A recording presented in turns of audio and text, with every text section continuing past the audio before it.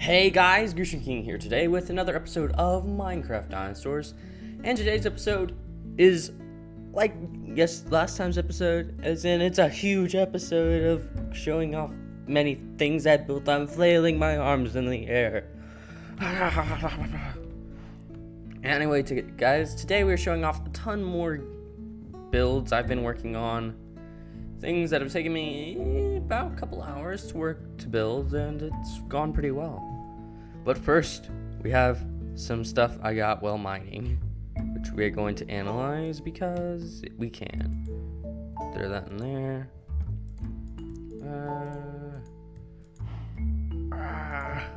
And then, and then, We should actually make another one of these analyzers because I think I might need one. Bone. Okay, I do need that for bone meal because I generally need more bone meal. Cobble. Ooh, always can use more cobble with these builds. Because everything we're building right nowadays is out of usually cobblestone or stone. So coal and coal and cobblestone are the two most important things. Ooh, an allosaur. And a billion raw chick. Are you kidding me? I wanted to get like a dodo or something, and he gave me that? Man. Ooh, an orthocanthus. Oh, also guys, I have some update news about the channel.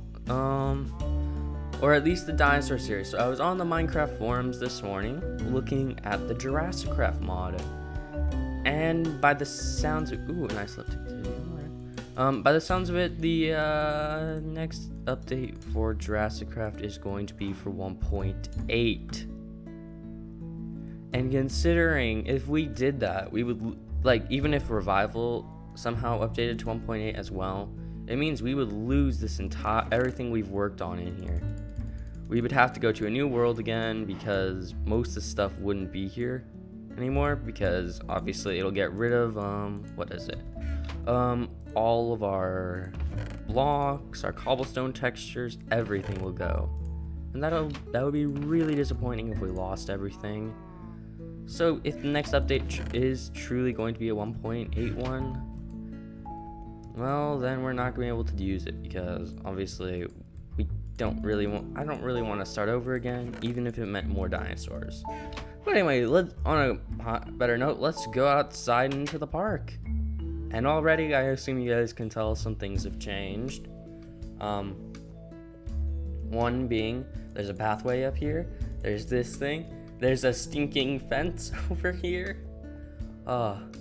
Yeah, guys, so I worked on this a bit. And, oh yeah, there's one other thing I want to mention before we go on. I know you guys have been leaving comments lately, and I actually didn't realize this, but my phone hasn't, I read most of the comments on my phone, like, through my email, but for some reason, my email is no longer sending me notifications for comments. So, I'm not able to really tell anymore until I get it fixed, when you guys leave comments or what they are. But, let's just, until I get it fixed, just expect there to be delays for when I answer a comment. And speaking of that, I need to go get some food before we continue. Man, this world, I mean, it's sad that we lost the old world, but this world's really starting to grow on me. I mean, we've got some pretty cool things going on here. Pretty cool stuff. Okay. So I'm going to show you guys that area first, and then we'll go over that way, because I've also got stuff that's been built over there. I love this shader's back. I say that every episode, don't I?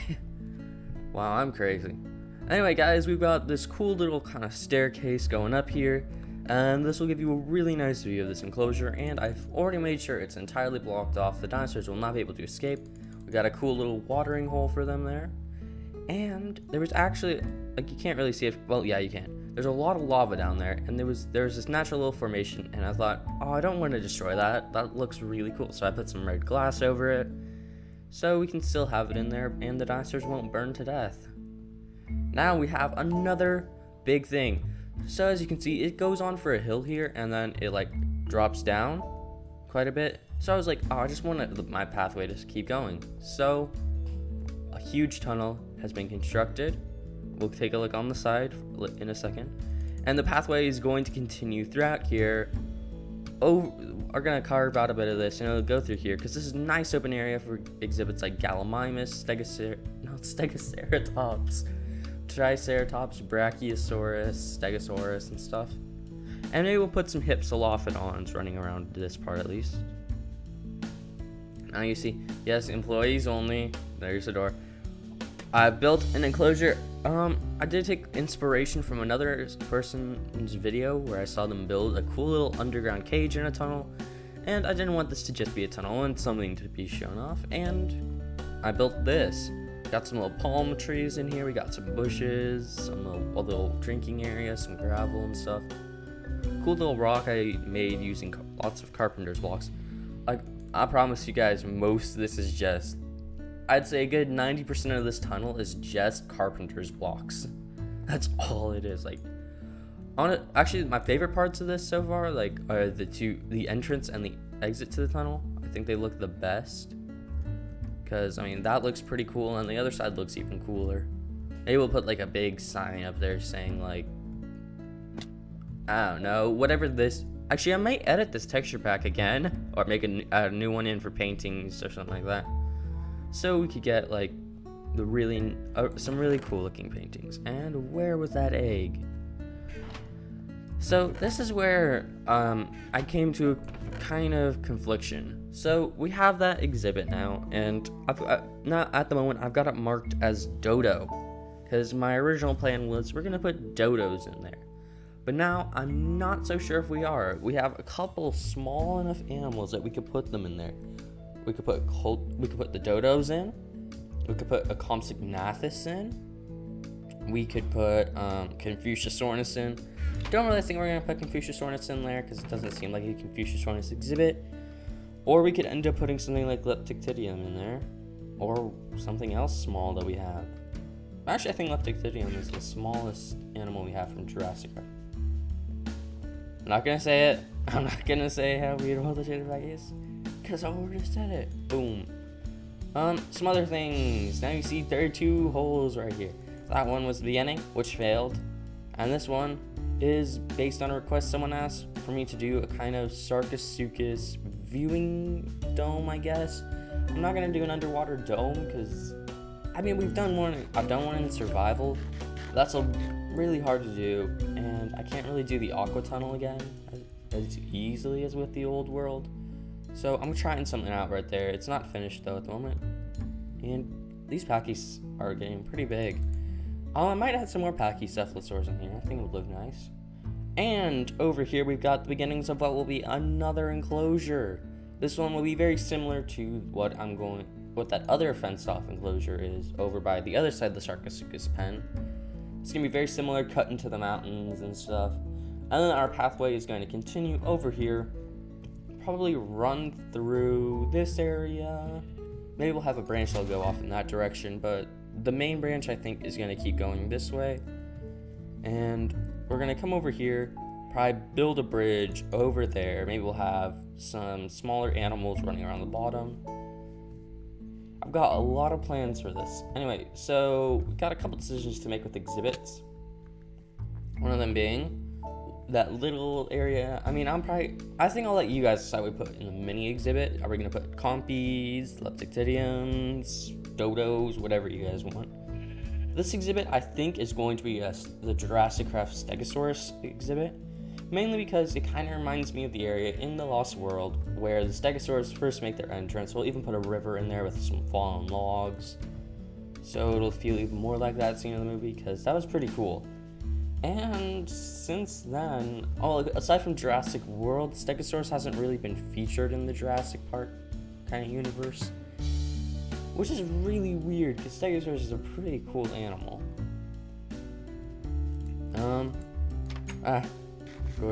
Doors are tricky. They're very mean. I do not like. Come on. People tell you never to stare into the sun. This is how you can stare in the sun. That's the thing. If a video game wanted to get hyper realistic, you guys know there are some. What is it long dark? I'm trying to think. What are some other really hyper realistic survival? I guess Ark Survival Evolved kind of counts. because you do have to worry about a lot of things. But I think so far, the best example would be the Long Dark, at least that I know of. So yeah, they should, with a game like that, to make it even more realistic, like if you stare at the sun for too long or snow for too long, you should start to have trouble with your eyes. Eventually you could like have your character go blind, whether temporarily or permanently. I mean, you never know, but it make you much more wary of how much sunlight your character's exposed to in his eyes. Anyway, so we're gonna head over to the next area where we're going to hatch our first dinosaur of the episode, which is gonna be a Ceratasaurus.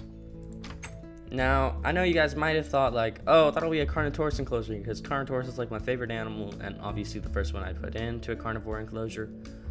But it's going to be Ceratasaurus mainly because, I mean, Ceratasaurus it's on my like top 50 dinosaurs list. It's not my favorite dinosaur, but I do like them. They're very cool creatures. And the reason we're putting it in first today is basically because last season, I'm actually going to quickly go and grab my Dinopedia and a bone. Last season, we had them in the park.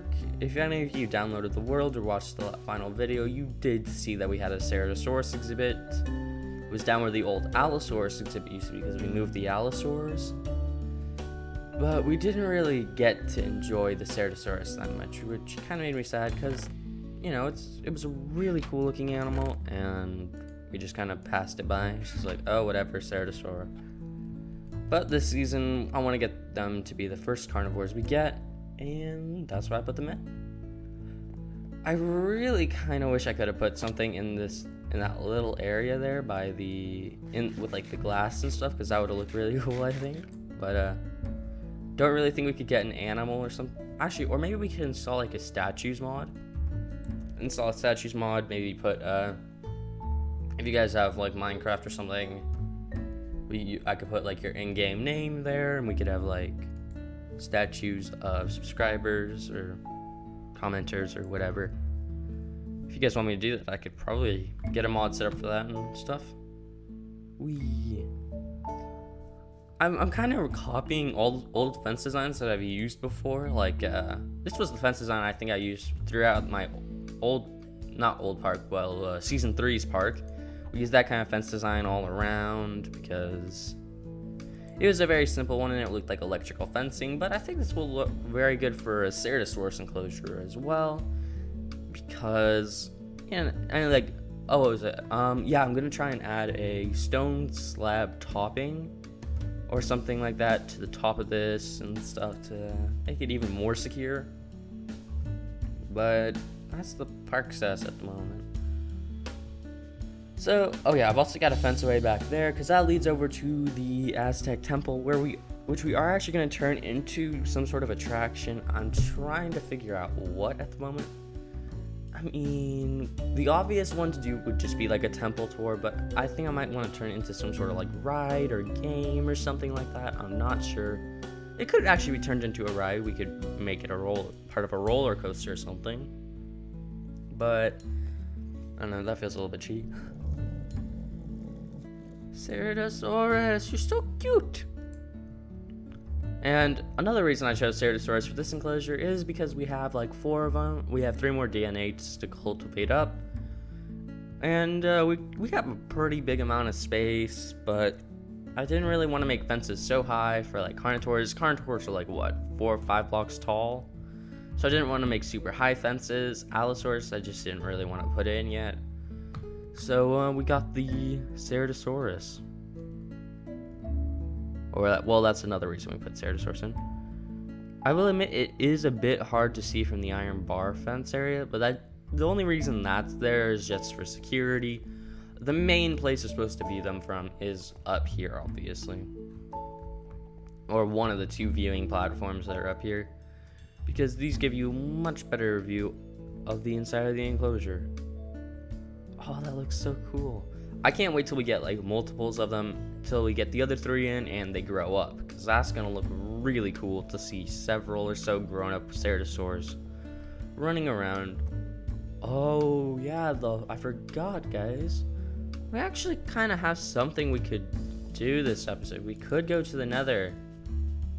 You know, we're going to save the Nether for next episode, because we have one... I guess we kind of have one more creature we could hatch in. We can technically hatch the Ceratasaurus because I have finished off the exhibit enough to the point where they can't escape. So technically it is possible to hatch one now. I'm not sure if I want to hatch a Sarco yet, though, because I'm not sure if it's safe to hatch him in. I also don't know if it's going to cause me problems later on if I,